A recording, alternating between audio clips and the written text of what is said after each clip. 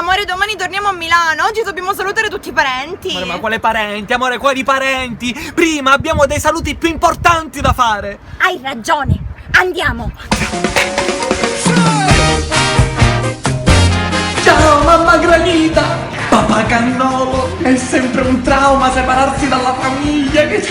Ciao cicchetto 2 euro. Da domani mi costerai il triplo. Che se mi voglio ubriacare mi devo fare un mungo. Ciao dialetto, da domani non posso parlare che così perché non mi capisce che no. Vestiti, salutate il ferro da stiro, che da domani senza la mamma vi attende un destino stropicciato. Ciao traffico, ciao amici musicisti contemporanei, ciao. Borse, mi dispiace, ma voi dovete rimanere a casa perché dentro la valigia ci vanno cose più importanti.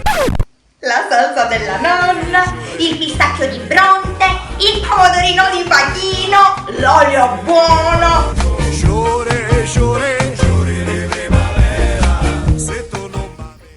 Amore, ma i biglietti di ritorno li hai stampati? Certo, tra 3 giorni siamo qui. Ma non c'era qualcosa prima? No. Passava troppo la mente.